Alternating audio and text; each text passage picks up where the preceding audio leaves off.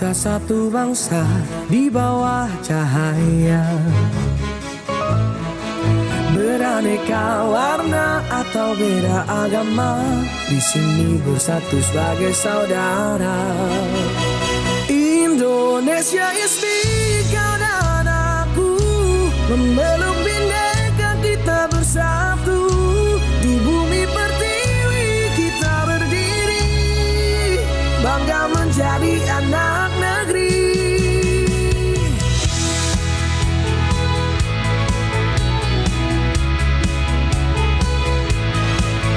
Tak ada yang mampu memecah kita, karena cinta kita yang kuasa.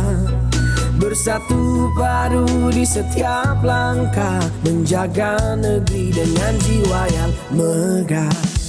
Indonesia is big, karena aku memeluk bindeka, kita bersatu di bumi pertiwi kita berdiri, bangga menjadi anak negeri.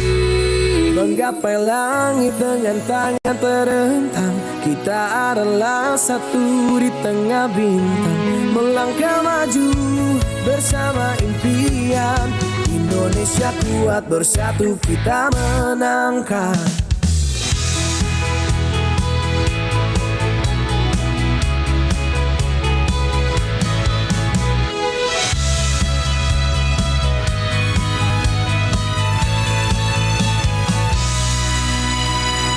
Indonesia is me, kau dan aku,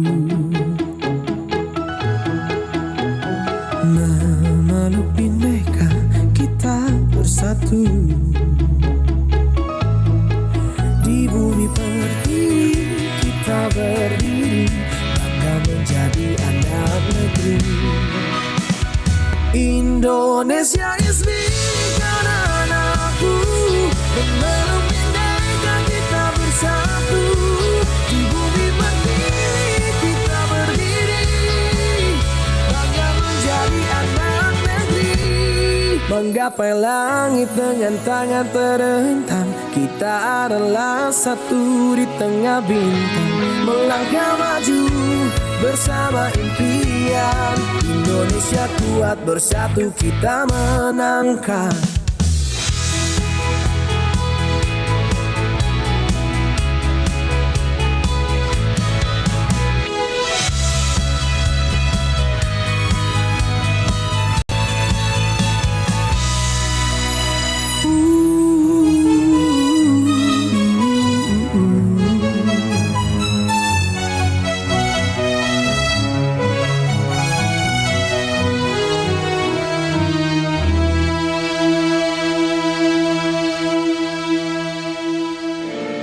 RRI Digital.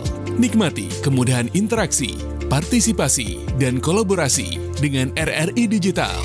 Interaksi, dengar dan saksikan siaran langsung kami, daftarkan akun Anda, dan mulailah berinteraksi di setiap program dan konten kami. Partisipasi, kreasikan konten Anda berupa berita, podcast, vlog, film, musik, dan playlist. Kolaborasi, kami mengajak berbagai komunitas untuk berkembang bersama melalui digital platform. RRI Digital kini juga menghadirkan terobosan baru, workspace platform, dan online learning platform dengan fasilitas-fasilitas unggulan, monitor impact and outcome, meeting online, video conference, dan library. RRI Digital menghadirkan fitur-fitur untuk peningkatan interaksi, partisipasi, kolaborasi, workspace, dan learning. Segera download RRI Digital. Pro 4 92,5 FM. Suara Budaya Sulawesi Selatan.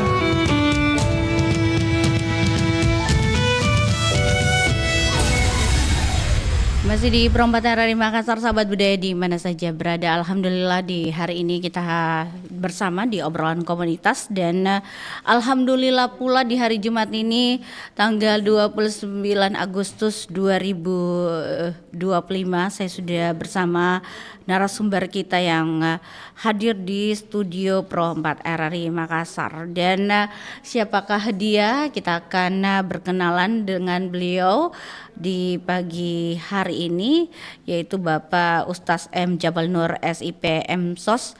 Beliau adalah dari Ikatan Dai Muda Indonesia. Kita menyapa beliau. Assalamualaikum Pak Ustaz. Assalamualaikum warahmatullahi wabarakatuh. Ya, apa kabar Pak Ustaz? Alhamdulillah sehat, Bu. Sehat, alhamdulillah. Dan hari ini Ustaz Jabal Nur yang seperti tadi saya katakan dari Ikatan Dai Muda Indonesia, kita bicara mengenai akhlak mulia sebagai sumber energi positif. Nah, Pak Ustaz mungkin bisa memulai ceramahnya dulu kurang lebih 15 menit tentang topik kita, akhlak mulia sebagai sumber energi positif. Silakan Pak Ustaz. Ya, baik. Bismillahirrahmanirrahim. Assalamualaikum warahmatullahi wabarakatuh. Waalaikumsalam warahmatullahi wabarakatuh. Alhamdulillahi rabbil alamin. Hadana li hadza wa ma kunna linahtadiya laula an hadana Allah. Ashhadu an la ilaha illallah wa ashhadu anna Muhammadan abduhu wa rasuluh. Allahumma salli ala sayyidina Muhammadin wa ala alihi wa ashabihi ajma'in, amma ba'd. Alhamdulillahi bi ni'matil iman, alhamdulillahi bi ni'matil Islam, alhamdulillahi bi ni'matil Qur'an, wa alhamdulillahi bi ni'matil hidayah. Asyhadu an la ilaha illallah wa asyhadu anna Muhammadan abduhu wa rasuluh. Baik Bapak Ibu sekalian, para pendengar radio RRI Pro Makassar yang sama-sama Pro 4 Makassar Iya, Pak yang Ustaz. sama-sama dimuliakan Allah. Ya. Alhamdulillah pada pagi hari ini kita sama-sama mendengar saling nasihat-menasihati untuk saling mengingatkan dalam kebaikan. Ya. Tentunya semoga apa yang kita lakukan senantiasa mendapat barokah dan mendapatkan petunjuk dari Allah Subhanahu wa taala tentang bagaimana kita untuk senantiasa dekat kepadanya. Amin. Tadi sudah disampaikan bahwa tema kita pada pagi hari ini berkaitan dengan akhlak mulia yang menjadi energi positif Iya. dalam kehidupan kita. Betul. Ya, Ya. Masya Allah. Akhlaknya itu apa saja tuh Pak Ustaz ya? Ya, Oke. jadi memang ini perlu kita bedakan tentang akhlak dan adab ya. Jadi kan kalau dalam Islam itu kan kita sering mendengar kita sering mendengar tentang akhlakul karimah atau adab-adab ya. Nah, tentu ini sesuatu yang berbeda. Kalau adab, maka ini lebih kepada tata cara kita dalam melakukan suatu aktivitas. Ya. Ya. Kalau akhlak ini sebuah sikap atau nilai yang lahir dari ibadah-ibadah yang telah kita lakukan. Ya, sehingga makanya kalau kita sering mendengarkan itu bahwa ketika kita rajin beribadah kepada Allah, maka akhlak kita juga ikut baik.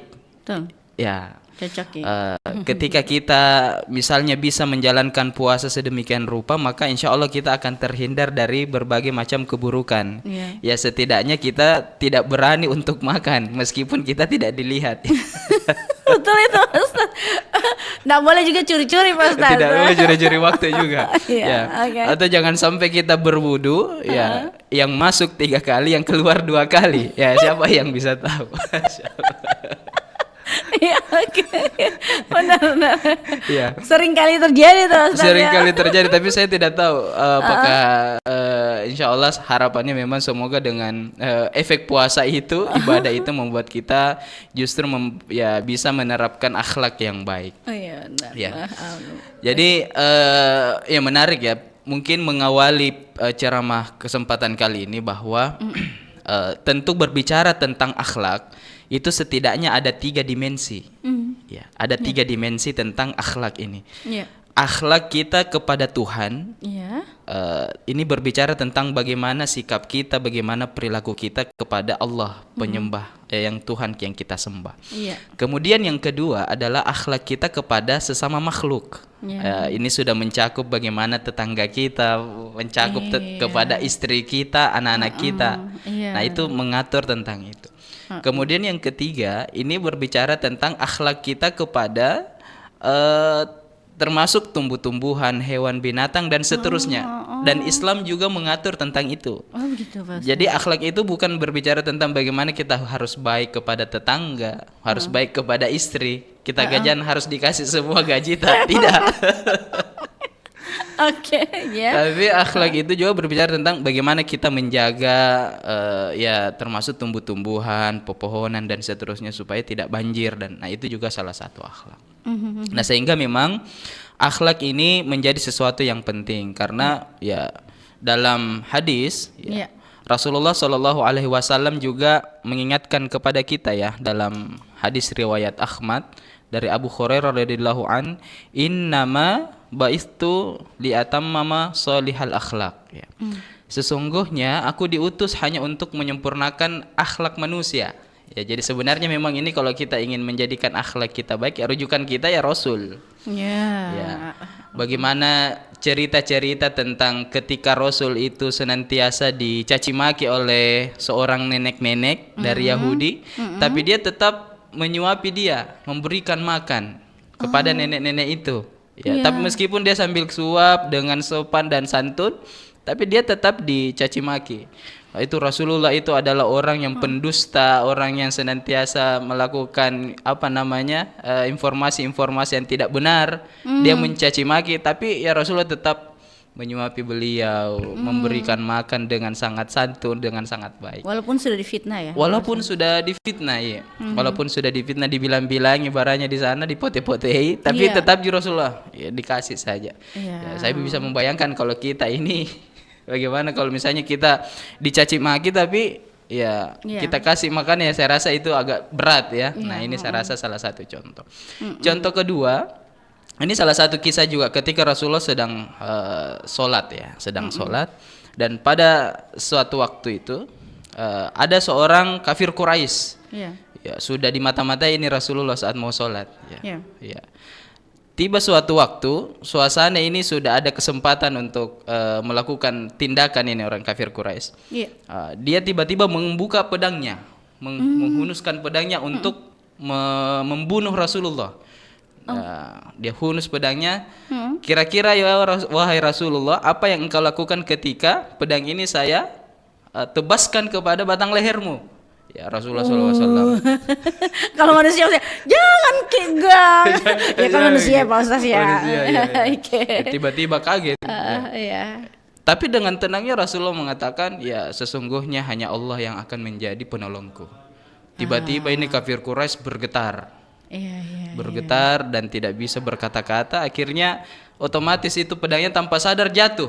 Rasulullah mengambil pedangnya. Sekarang kira-kira kalau saya menghunus pedang ini dan memenggal lehermu, apa yang kau lakukan? Maka orang kafir Quraisy itu diam. Tapi apa jawaban Rasulullah sesungguhnya? Ambil pedangmu, kembalilah kepada di aktivitas-aktivitasmu. Pelajaran apa yang kita bisa ambil? Ternyata Rasulullah itu adalah orang yang pemaaf. Ya, pemaaf. Meskipun dia sudah diancam, meskipun dia sudah mau dibunuh, tapi dia masih tetap memaafkan kepada orang-orang yang ingin menjahatinya. Nah, ini salah satu contoh akhlakul karimah yang bisa kita contohkan. Itu barangkali. Kalau adabnya di mana dipetiknya ini, Pak Ustaz? Ya, kalau adab itu kalau akhlak ini kan lahir dari proses ibadah yang kita lakukan sehingga melahirkan suatu akhlak yang baik, akhlakul karimah. Tapi kalau adab ini lebih berbicara tentang tata cara. Misalnya adab makan, cara makan, adab sholat, bagaimana cara kita sholat, adab tidur. Kita tidak pernah itu mendengar akhlak makan.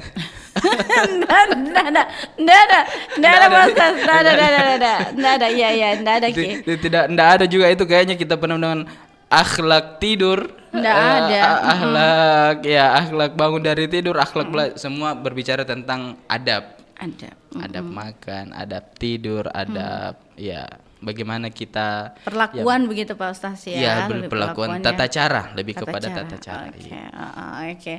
Baik, Pak Ustaz, kita akan juga mengajak pendengar kita untuk bergabung di telepon kita 0811 400 9250, di WhatsApp ya Pak Ustaz bisa juga, telepon biasa kami juga bisa untuk berkomentar tentang topik kita akhlak mulia sebagai sumber energi positif. Nah, Pak Ustaz, seperti yang di awal ceramah tadi bahwa bagaimana mempertahankan akhlak yang mulia di era sekarang ini yang kita tahu lah milenial, yang kebanyakan sebut susah lah sekarang hidup ini, dan cari makan saja juga susah. Nah, akhirnya menimbulkan diri kita untuk membuat diri kita tuh berbuat kejahatan gitu Pak Ustaz. Sebenarnya bagaimana itu hal ini yang perlu kita lakukan menghadapi tantangan hidup ini? Silakan Pak Ustaz. Ya, jadi memang kan kalau kita lihat sekarang ini banyak sekali godaan ya. Godaan-godaan dengan perkembangan zaman, media sosial yang ada, HP itu bisa jadi sahabat, bisa jadi lawan. Ya, media sosial tergantung bagaimana kita menggunakan. Nah, kembali pada dasar tadi bahwa akhlak itu adalah dampak ataupun hasil daripada ibadah yang kita lakukan, kedekatan spiritual yang kita lakukan. Sehingga memang kunci yang paling utama ketika kita ingin menjadikan akhlak kita itu baik, ya kita harus menjaga hubungan kita kepada Allah. Hablum minallah kita. Makanya dalam Quran itu Allah Subhanahu wa taala mengingatkan duribat alaihimudz dzillatu aynama thuqifu illa bihablim minallah wa hablim minan nas. Ya, baru kita akan baik hubungan kita kepada manusia kalau hablum minallah kita ini memang kita jaga. Jadi sebenarnya ini akhlak kita atau bagaimana perilaku kita kepada manusia, bagaimana perilaku kita kepada orang-orang lain, itu lahir dari bagaimana kedekatan kita kepada Allah. Jadi insya Allah kalau bagus sholat kita, kita bagus puasa, ya bukan puasa abal-abal ya yang tadi saya bilang gitu, puasa tapi bucok. Buka coko-coko maksudnya Ustaz ya. Oke. Lanjut. Kalau misalnya kita bagus sholat kita, bagus puasa kita, insya Allah akhlak kita itu akan baik, akan terjaga. Kita akan malu-malu sendiri. Ada perasaan di dalam hati kita ketika ingin melakukan pelanggaran, itu seakan-akan ada yang menarik kita untuk tidak melakukan itu. Apalagi insya Allah kita misalnya bangun sholat subuh, tahajud, tiba-tiba ada sesuatu yang ingin membuat kita misalnya melakukan akhlak yang tidak baik, itu seakan-akan ada yang mentarik kita, ada yang menahan kita untuk melakukan itu. Ada itu kata-kata biasa begini Pak Ustaz, jangan kita tidak bagus begitu. Ada itu kata hati biasa begitu ya Pak Ustaz ya? Iya, ada. Ada dorongan ada gitu dorongan ya, di dalam hati karena memang itu ya efek daripada ibadah yang kita lakukan. Ya makanya memang kalau kita ingin, ya ini juga sama ya, kalau misalnya kita ingin menjaga ibadah-ibadah perilaku kita, maka pastikan kita tidak melakukan dosa. Karena jangan sampai dosa itu justru membuat kita semakin melakukan perbuatan-perbuatan jahat. Ya. Karena kalau kita sudah terbiasa melakukan dosa, kesalahan, maka kita akan terjerumus terus. Tapi kalau kita di dalam kehidupan kita itu rata-rata sama insya Allah sesuatu yang baik, ingin melakukan perbuatan buruk, itu kayak kita tidak enak rasanya. Ada sesuatu yang mengganjal. Ada biasa itu kata hati kecil itu Pak Ustaz. Kata hati kecil itu bergejolak, terus dia sampaikan ke otaknya kita begitu. Dan otak berpikir untuk jangan disaring begitu biasa Pak Ustaz. Disaring ya, karena memang itu efek dari ibadah yang kita lakukan. Makanya memang salah satu cara biar kita terhindar dari akhlak yang buruk itu adalah perbaiki ibadah kita, perbaiki sholat kita, perbaiki mengaji kita. Meskipun banyak juga orang yang mengaji tapi tetap gosip, gosip terus, apalagi Pak Ustaz? Tetap caci maki, tetap menghina, hanya perbedaan pendapat sedikit itu baku bombe. Tidak berbicara satu sama lain. Padahal dalam Al-Quran itu jelas bahwa apa yang kita baca dalam Al-Quran sesuatu yang baik. Ternyata memang banyak. Nah ini juga penting. Mungkin pemirsa yang mendengarkan bahwa ibadah yang kita lakukan jangan sampai ibadah yang sifat yang kita kejar itu adalah kuantitasnya, banyaknya, bukan kualitas ibadah itu. Oke. Kita membaca Al-Quran itu banyak sekali, tapi kita tidak resapi maknanya ayat yang kita baca, apa pelajaran yang terkandung dalam ayat-ayat itu. Kita sholat, tapi kita tidak tahu apa ini yang kulakukan sebenarnya, yang sampai hanya sebatas berdiri, ruku, sujud itu saja, tapi kita tidak pahami apa maksud daripada bacaan itu. Akhirnya tidak meresap dalam hati, tidak terinternalisasi dalam pribadi kita. Akhirnya sama saja, orang sholat sama tidak sholat sama saja. Makanya penting juga kita memperbaiki kualitas ibadah kita. Oke, baik. Nah, silakan sahabat budaya yang lainnya mau bergabung di pagi hari ini 0811 400. Kehilangan semangat dalam menghadapi rutinitas harian. Apakah akhlak mulia ini bisa menjadi semacam baterai atau sumber energi positif untuk menjalani hidup ini? Apalagi kalau banyak utangnya, Pak Ustaz. Itu yang biasa itu. Jadi Itu energi apa tuh, Pak Ustaz? Energi positif untuk mencari uang itu ya. Semangat gitu, Ustaz. Silakan Ustaz. Iya. Ya, memang akhlak ini memang sangat penting. Ini juga berbicara tentang bagaimana mengolah kesabaran kita. Ya, ketika diberikan musibah kita harus sabar. Contoh daripada Nabi Nabi Zakaria yang beberapa tahun itu tidak diberikan keturunan. Nanti umur kurang lebih berapa tahun baru diberikan, 70-an tahun kurang lebih.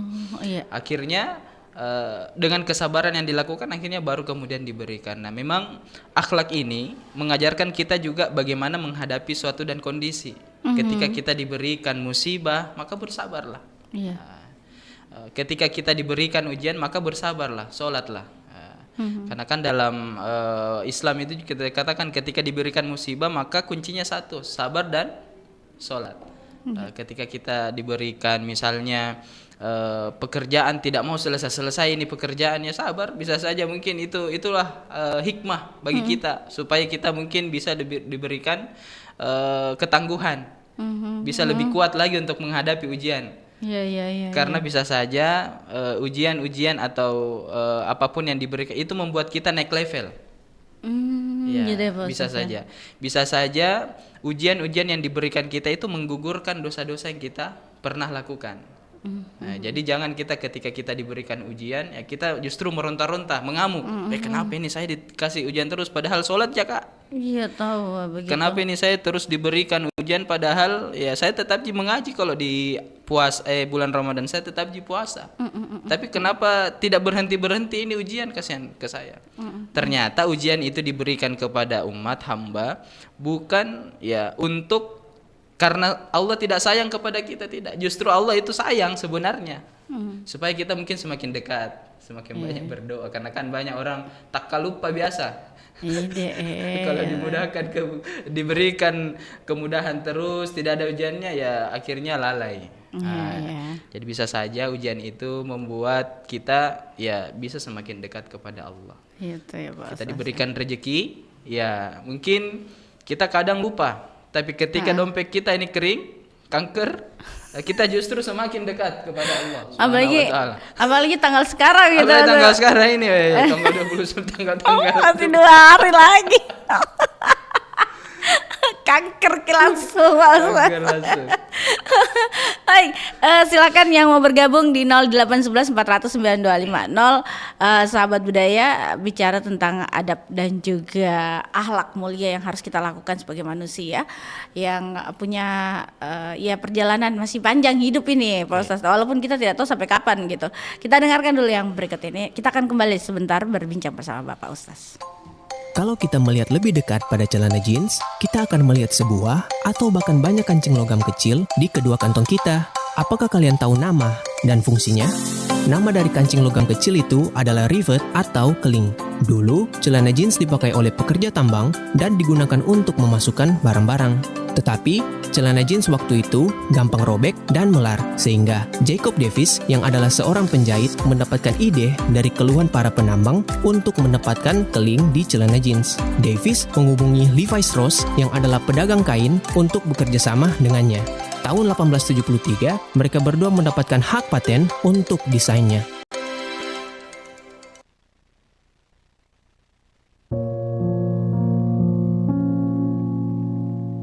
Aku ingin sekali mendapatkan perlakuan yang sama seperti Kak Rudi. Ayah selalu mendukung pendidikannya, sedangkan aku dilarang melanjutkan kuliah. Rudi, setelah ini kamu lanjut studi Ayah S3 selalu ya? bilang aku anak perempuan yang ujung-ujungnya hanya akan menjadi seorang istri dan mengurus rumah tangga. Padahal aku ingin sekali menggapai cita-citaku. Rudi, ayah sudah belikan kamu laptop mobil, Ayah juga dan selalu lain-lain. memberikan apa yang Semua Kak Rudi atas perlu nama dan kamu. inginkan. Sedangkan aku tidak.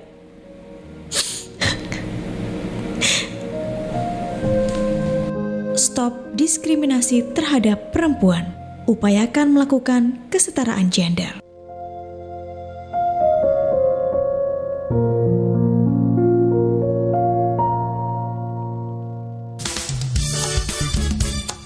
Nusantara Pagi, Pro 4 RRI Makassar. Baik, kita melanjutkan perbincangan kita pagi hari ini bersama Bapak Ustaz dan sahabat budaya. Saya masih bersama Bapak Ustaz Jabal Nur. Pak Ustaz, kita masih menunggu penelpon ya di 0811 400 9250. Sembari kita menunggu penelpon, Pak Ustaz, seringkali ini kita dihadapkan pada situasi yang membuat kita itu emosinya tidak stabil. Iya, seperti macet di jalan, antrian panjang, atau pekerjaan yang menumpuk begitu Pak Ustaz. Sebenarnya bagaimana cara kita itu menerapkan akhlak sabar dalam momen-momen seperti ini Pak Ustaz agar bisa tetap merasa damai begitu? Iya. Silakan Pak Ustaz. Ya, jadi tadi tentang emosi ya. Iya. Jadi memang ini kalau kondisi sekarang Makassar ini ya lumayan tambah banyak mobil saya lihat. Macet kiri kanan. Mana lagi demo? Demo lagi. Wih deh. Silakan Pak Iya. Ustaz. Jadi memang tentang emosi ini guru saya mengatakan memang ketika kita ingin memanajemen emosi kita ini dengan baik, maka perbanyaklah zikir kepada Allah. Ya. Karena dengan berzikir kepada Allah hati kita akan tenang. Iya. Hati kita akan tentram. Ya. Bahkan kita paling sering itu kan biasa itu sekarang ini jadi nilai apa namanya, jadi tren juga orang yang sering bawa tasbih digital itu. Iya. Yang dijadikan cincin. Nah, itu jadi tren juga dan itu sesuatu yang sangat positif sebenarnya. Bagaimana menjaga emosi, menjaga hati agar tetap tenang ya, karena mungkin banyak godaan-godaan ini, peristiwa-peristiwa yang bikin sedikit-sedikit emosi lagi macet, emosi lagi. Pergi kerja emosi. Iya iya. Betul Pak Ustaz. Akhirnya memang harus juga di apa namanya, diimbangi dengan aktivitas zikir.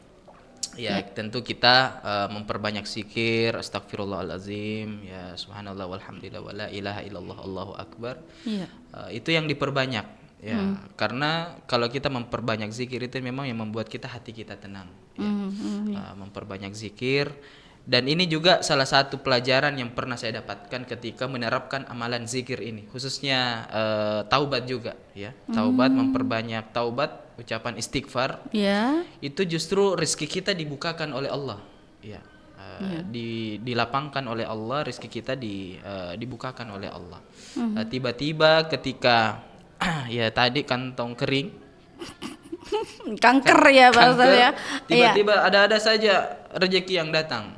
Apakah itu mungkin sesuatu yang mengundang untuk isi apa namanya, pengajian ya meskipun kita kan yang namanya ustadz ini kan tidak mengharapkan yang itu, niatnya kita untuk lillah, bagaimana kita terus menyeru kepada kebaikan, tapi kan memang di balik berkahnya itu ilmu itu, di situ ada sesuatu yang berkah uang. Berkah uang. Tapi memang itu harus Pak Ustaz. Ya, harus ya. Karena orang pakai transportasi. Uang transportasi. Ilmunya juga tidak gampang didapatkan. Didapat, Pengalamannya juga harus dihargai. Iya. Itu sih Pak Ustaz, Iya, betul. waktunya juga harus dihargai.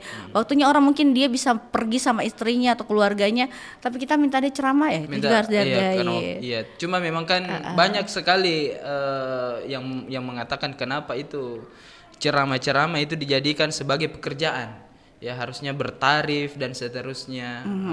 Ketika ceramah harus, nah itu juga menjadi pembahasan di masyarakat. Oke. Harusnya kan orang berceramah itu ya cukup ikhlas saja, tidak perlu dibayar. Balas ini tidak ada orang yang berceramah. Kasian nih transportasinya, umpamanya di Goa, terus saya tinggal di Daya, jauh nagang. Oh iya, contoh nih Pak Ustaz. Dia pakai bensin kodong, ada keluarganya mau dihidupi. Ya itu pemikiran yang harus dibangun sebenarnya Pak Ustaz ya. Iya, sampai kan ada satu kejadian itu. Ini penghafal Al-Qur'an. Penghafal Quran. Karena dia mengaji, disampaikan kenapa orang mengaji harus dibayar. Harus. Akhirnya kasihan karena ini punya anak, punya istri, dia harus nafkahi. Akhirnya dia ada tawaran pekerjaan jadi pembantu. Bayangkan dari mengajar mengaji, guru mengaji, dia jadi pembantu. Padahal ini hafiz Quran 30 juz.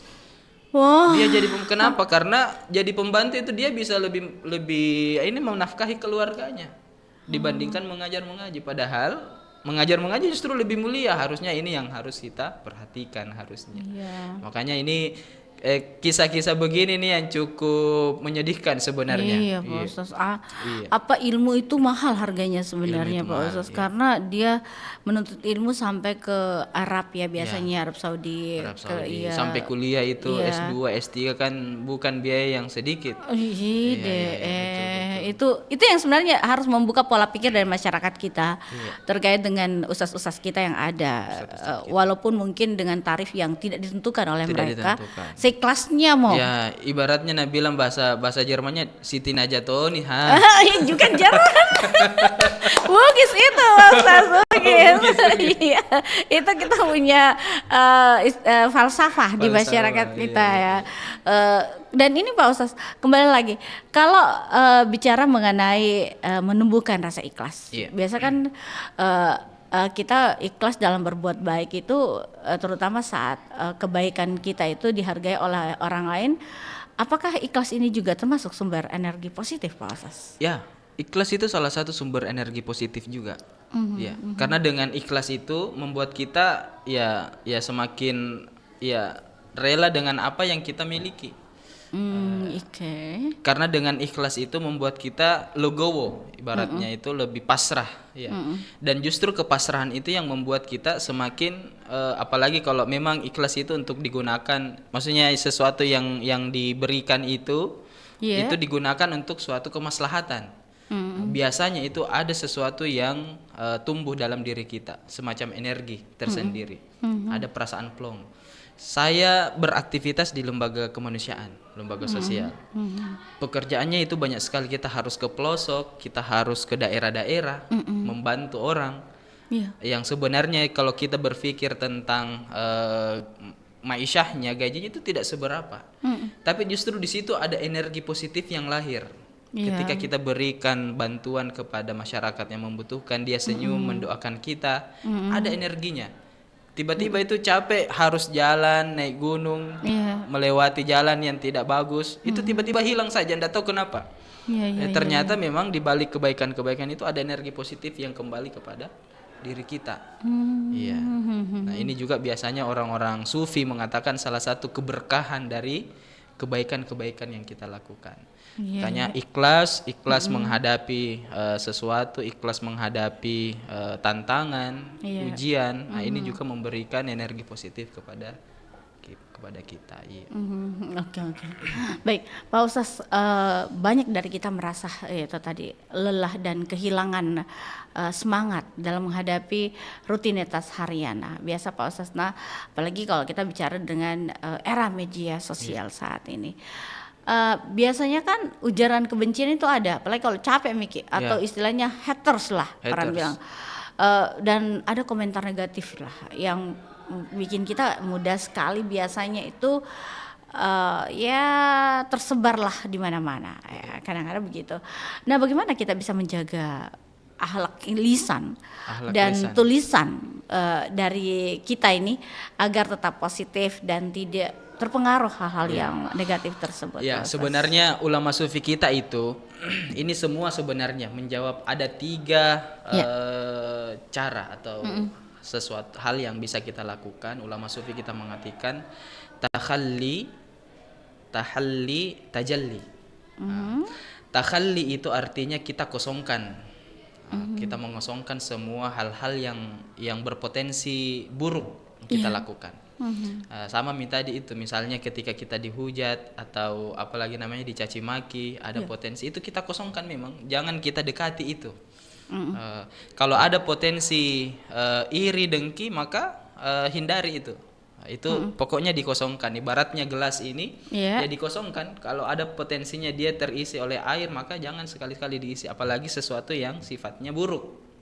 Itu takhalli menurut ulama sufi kita. Kemudian yang kedua ada namanya tahalli, tahalli. Tahalli itu kita menghiasi. Menghiasi ini baru kita mengisi pada kebaikan-kebaikan. Kita mengisi kepada sesuatu yang perilaku terpuji. Ya, kalau kita tidak bisa sombong, maka cukuplah kita berdiam diri. Kalau kita tidak bisa mengganggu orang lain, maka bahagiakanlah. Iya. Susana, Igang. Biasa itu tangan tidak sinkron dengan otak, Pak Ustaz. Tidak sinkron sama sekali. Biasa itu otak bilang jangan, tangan bilang tidak. Mau Kak mengetik? Memang itu tahu pembiasaan. Iya, biasa begitu Pak Ustaz. Apalagi ada bisik-bisik tetangga. Ketik mis aja, jangan itu tadi yang kosong tapi diisi dengan bumbu-bumbunya. Ada bumbu-bumbunya itu yang tidak sedap biasa. Ketik bisa aja. Tapi nanti dia bilang gini, ketik bisa aja. Nah, bagaimana itu pengaruh itu yang bisa dihindari itu Pak Ustaz? Cuma memang yang tahalli ini bukan kita isi dengan sesuatu yang buruk juga. Oke. Ya.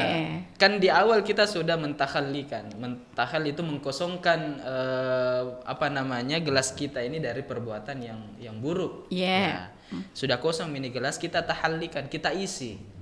Dengan perbuatan yang baik, terpuji, akhlak yang baik. Sehingga yang awalnya masuk ini perbuatan yang buruk atau akhlak yang tidak terpuji, ya kita kosongkan, kita ganti dengan akhlak yang baik. Misalnya apa? Yang awalnya kita dicaci maki, kemungkinan kita bisa diceritai, ya kita diamkan saja. Kita diamkan, justru kita balas sebagaimana yang Rasulullah SAW lakukan kepada nenek Yahudi itu tadi. Dia dicaci, dia dimaki-maki, dia dikata-katai, tapi tetap disuap, diberikan makan, dia berikan akhlak yang baik, sopan santun dan seterusnya. Nah seperti itu kurang lebih. Jadi kita mengosongkan, kemudian apa yang kemudian ketika itu sudah terrealisasi, maka tajalli, lahirlah sebuah kebaikan-kebaikan. Lahirlah sebuah ketenangan, energi positif yang lahir karena setiap kebaikan-kebaikan itu ada energi positifnya. Sama misalnya kalau kita sering ke masjid, itu kan kita suka mengantuk. Saya tidak tahu ya, apakah terlalu banyak energi positifnya itu di masjid atau bagaimana sehingga kita sedikit-sedikit mengantuk dengar khutbah. Banyak setan Pak Ustaz. Lewat setannya. Iya. Oke. Ya lanjut. Jadi itu tadi akhirnya melahirkan sebuah energi positif, melahirkan keberkahan, kekuasaan Allah itu hadir karena kita kemudian bisa mengisi semua itu dengan akhlak yang baik, akhlakul karim. Alhamdulillah, semoga begitu Pak Ustaz ya. Baik, dan setan-setan itu diusir begitu. Oke, ada menapa Pak Ustaz? Iya, assalamualaikum. Waalaikumsalam warahmatullahi wabarakatuh. Iya, Pak Erden Mangka di Pangkap. Masya Allah. Jauh juga. Jauh, ya. Silakan. Terima kasih atas kans yang telah diberikan ya buat saya. Iya. Saya menanyakan, ada tadi pernyataan yang saya garis bawahi. Iya. Katanya Pak Ustaz, mengejar ibadah itu atau melaksanakan ibadah itu jangan kejar dari segi kualitasnya, tapi kuantitas. Sementara, mohon maaf gitu Ustaz ya. Sementara juga saya pernah mendengar dari seorang kiai, tapi sudah meninggal orangnya. Dia mengatakan kepada saya, melaksanakan ibadah itu tidak usah kau pikirkan dulu kualitasnya, yang penting kuantitasnya juga kalau yang kau dahulukan, kejar berapapun, masalah kuantitas itu serahkan sama yang di atas. Nah pertanyaannya, saya sebagai orang awam ini mana kira-kira yang harus dilaksanakan ini? Karena kedua pendapat ini kan bertolak belakang ceritanya. Pencerahannya kepada Pak Ustaz dan Mbak Anti ya kalau tidak salah Iya, terima kasih. Saya ucapkan banyak terima kasih. Terima kasih ya. Wassalamualaikum warahmatullahi wabarakatuh. Waalaikumsalam warahmatullahi wabarakatuh. Pak Ustaz mungkin ada yang mau diluruskan nih. Melaksanakan ibadah jangan dari kualitas tapi kuantitas. Mungkin ada kuantitas. Iya, memang betul. Ketika kita berada di level awam, kan ibadah orang-orang yang berimam itu ada 3 level ya. Ada yang khusus, khususil khusus, sama dia dia di atasnya khususil khusus ya. Nah tentu ketika dia masih awam ya memang yang harus diupayakan itu adalah bagaimana setidaknya menjalankan ibadah itu dulu. Ya, jalan saja dulu. Karena kualitas itu nanti akan ikut kualitasnya. Kalau kasus tadi itu yang saya sampaikan kan ini sudah berbicara tentang orang-orang yang rajin beribadah, sudah rajin beribadah tapi secara kualitasnya tidak dapat.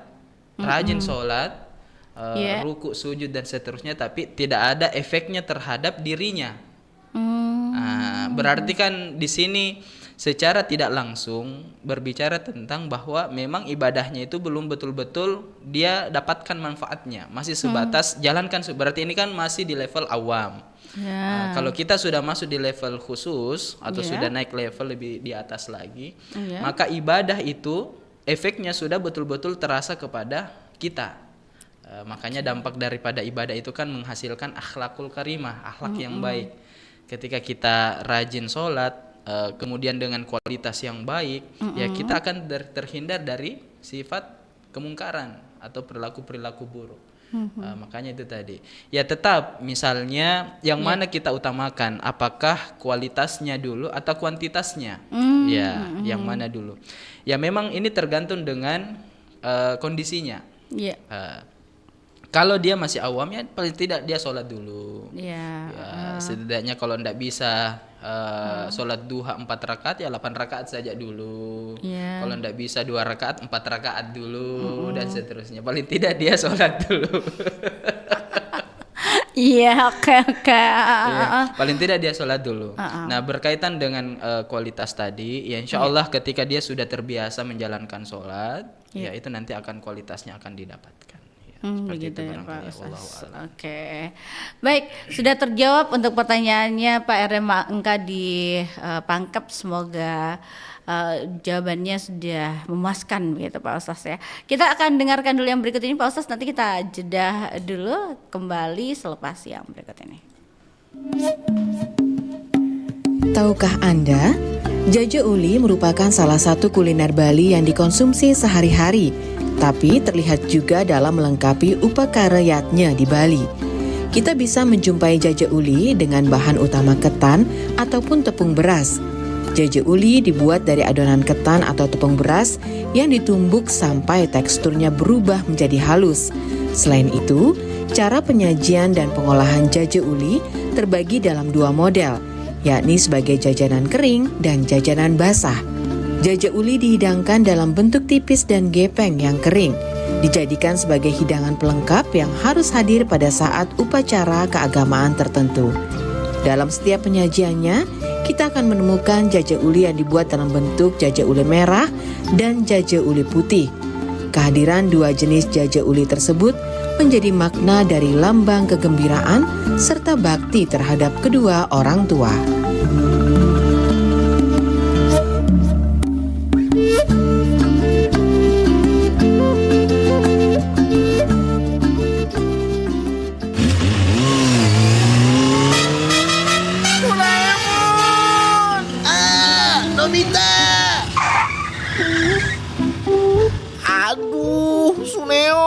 Kamu ini bagaimana? Kok pakai motor gak lihat-lihat sih? Aku kan lagi di zebra cross. Nobita, aku lagi buru-buru nih. Ayo cepat minggir. Loh, kok kamu yang marah sih? Doraemon, bantu aku. Suneo, pejalan kaki itu harus diutamakan loh. Mesin serba tahu. Mesin serba tahu, apa betul kita harus mengutamakan pejalan kaki? Betul sekali, itu juga tercatat di pasal 106 ayat 2. Jadi, semua pengendara bermotor harus mengutamakan pejalan kaki dan pesepeda juga. Waduh, kalau begitu aku akan lebih hati-hati nih. Maafin aku ya, Nobita dan Doraemon. Iya, jangan diulangi ya. Pejalan kaki itu layak utama.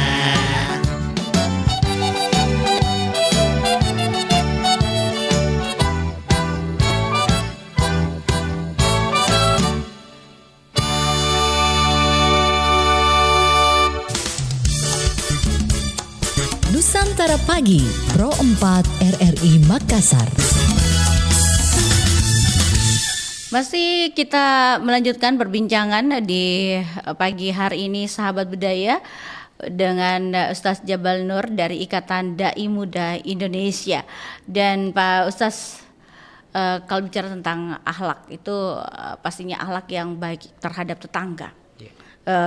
Dan keluarga itu seperti apa, dan bagaimana akhlak ini bisa menciptakan lingkungan yang damai, harmonis, dan penuh energi positif di sekitar kita. Silakan Pak Ustaz. Ya, jadi tadi mengawali ceramah kan disampaikan bahwa setidaknya akhlak ini ada 3 dimensi ya.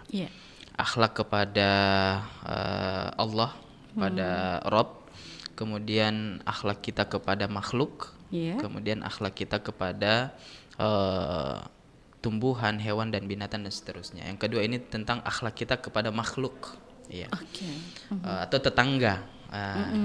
Nah ini penting sekali juga kita lakukan karena bagaimana kerukunan kita dalam bermasyarakat itu dinilai dari bagaimana akhlak kita kepada sesama, khususnya tetangga kita, kehidupan sosial masyarakat kita. Jadi apa yang perlu kita lakukan ketika kita hidup bersosial atau ingin menerapkan akhlak yang baik kepada tetangga? Ya, setidaknya ya ketika kita tidak bisa membahagiakan tetangga kita, jangan kita mengganggu tetangga kita. Cocok ya. Jadi itu kuncinya akhlak kepada makhluk. Ketika kita tidak bisa membahagiakan istri kita, jangan kita sakiti istri kita. Itu hal yang sangat sederhana. Contoh misalnya perihal sampah saja.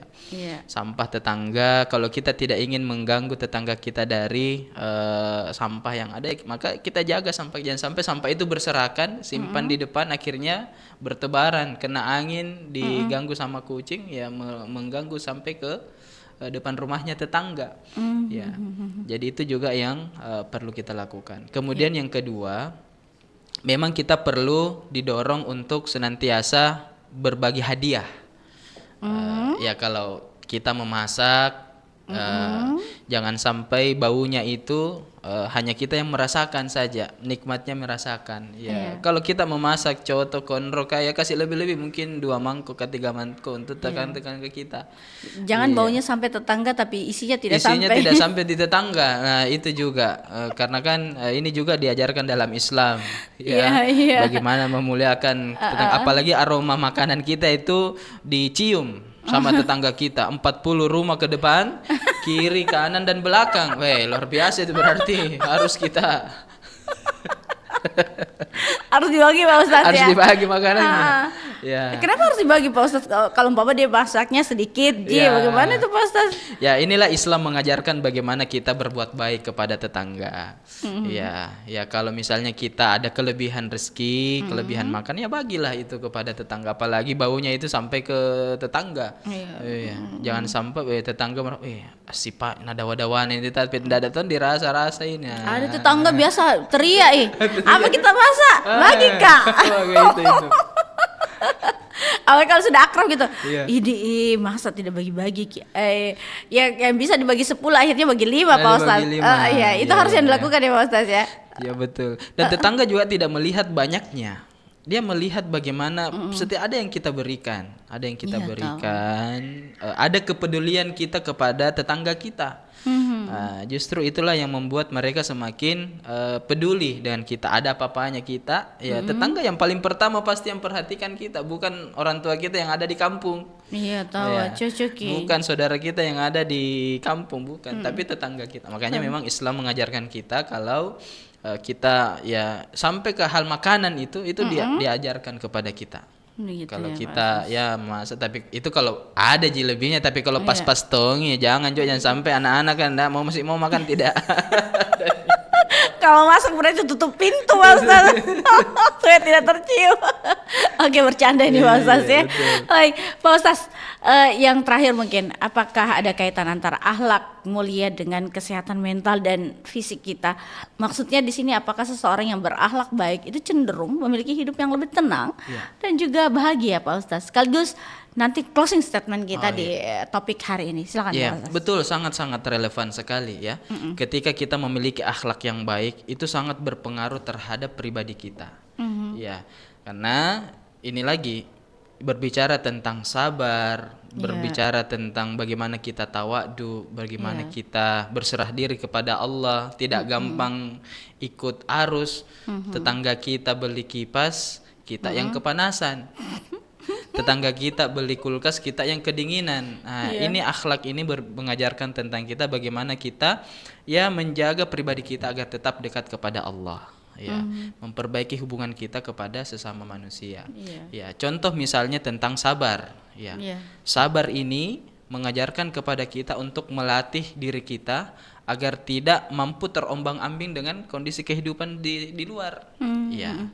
Ya, kalau tetangga kita alhamdulillah bisa minta beli mobil, ya sabar. Mungkin kalau kita tidak bisa, jangan kita mau ya yang masuk 1 juta, yang keluar 5 juta. Nah, ini yang biasa buat kita stres, akhirnya mental kita bermasalah.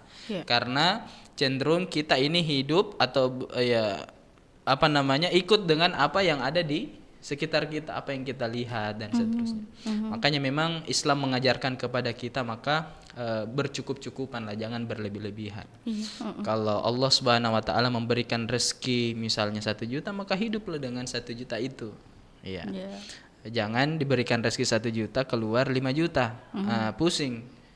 Pusing akhirnya setengah mati. Memang akhlak ini sangat penting insyaallah. Karena ini membuat kita semakin negara kita juga baik karena akhlak kita. Bagaimana perilaku kita kepada tetangga kita, kepada sekitar kita itu baik. Ya, perdamaian, kedamaian, ketertiban itu juga terjaga karena kita memiliki akhlak yang baik. Saling berbagi misalnya. Nah, itu kan salah satu juga ciri-ciri akhlak yang baik. Bagaimana kita bersedekah, ya kalau kita ada kelebihan rezeki bagilah itu kepada tetangga. Jangan sampai ada tetangga kita kasihan untuk makan saja susah. Untuk sekolah susah, tapi kita ada kelebihan itu dibagi. Dan itu mempengaruhi mental kita, semakin banyak berbagi, kita semakin ada gairah untuk hidup. Ada gairah untuk hidup dan energi positifnya semakin kuat. Silakan closing statement dengan topik kita. Jadi berbicara tentang akhlak yang baik ini, akhlak yang baik ini kan memang kita harapkan bisa memberikan energi positif, cuma memang terkadang akhlak yang baik ini melahirkan energi yang tidak positif. Akhlak ini bisa menimbulkan energi yang tidak positif karena mungkin kita tidak bisa mengontrol akhlak itu. Akhlak yang buruk misalnya, maaf tadi. Sehingga ini sangat penting kita jaga akhlak ini. Bagaimana caranya kita memperbaiki ibadah kita, hablum minallah kita. Tadi dalam Quran, duribat alaihimud dillatu aina ma sukifu illa bihablim minallah wa hablim minan nas. Kehinaan akan diberikan kepadamu kecuali yang baik hubungannya kepada Allah, wa hablum minan nas, baik hubungannya kepada sesama manusia. Jadi ketika kita ingin diberikan keharmonisan, kebaikan, akhlak yang baik, maka bangun itu dengan kedekatan kepada Allah dulu. Perbaiki ibadah kita dan seterusnya. Terakhir 3 caranya tadi berdasarkan ulama sufi, ulama tasawuf, takhalli, tahalli, tajalli. Untuk mendapatkan akhlak yang baik atau kehidupan yang harmonis itu, kita kosongkan diri kita dari perilaku-perilaku yang buruk. Kemudian kita tahalli, mengisi dengan sesuatu yang baik sehingga yang buruk itu keluar, diisi dengan yang baik. Kemudian tajalli, lahirlah perasaan-perasaan bahagia, lahirlah perasaan-perasaan yang tenang dan tentram. Wallahu a'lam bishawab. Baik. Terima kasih Pak Ustadz ini untuk berbagi ilmunya, berbagi ceramahnya di pagi hari ini, apalagi di hari Jumat. Mudah-mudahan berkah lah untuk kita semua. Baik, terima kasih Bapak Ustadz Jabal Nur dari Ikatan Dai Muda Indonesia hari ini sudah memberikan tausiahnya tentang akhlak mulia sebagai sumber energi positif. Sukses untuk aktivitasnya Bapak Ustadz. Amin, ya Allah. Amin, Assalamualaikum warahmatullahi wabarakatuh. Waalaikumsalam warahmatullahi wabarakatuh. Ajang Bintang Radio Indonesia tahun 2024. Rocky baru di Sniper dengan suara emasnya telah berhasil meraih juara 2 Bintang Radio tingkat nasional. Dan sekarang giliran kamu. Bintang Radio Indonesia. Kini, Ajang Bintang Radio tahun 2025 telah dibuka. Pendaftarannya sampai 30 Agustus 2025. Syarat pendaftaran berusia 16 sampai 25 tahun dan wajib memiliki BPJS atau asuransi jenis lainnya. Pendaftaran gratis, cukup klik bit.ly/pendaftaran-binrat 2025. Untuk informasi selengkapnya, kunjungi Instagram official kami @rri_Makassar. Jangan lewatkan kesempatan emas ini untuk menjadi bagian Bintang Radio Indonesia tahun 2025.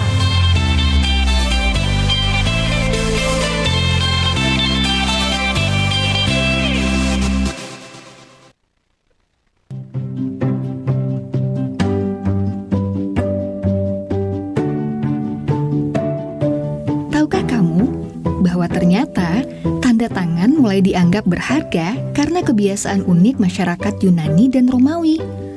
Para seniman dan literatur pada masa itu berlomba mengumpulkan tanda tangan masyarakat dan orang dengan kedudukan tinggi untuk menaikkan nilai karya mereka. Seiring berkembangnya zaman, tanda tangan mulai digunakan sebagai lambang persahabatan.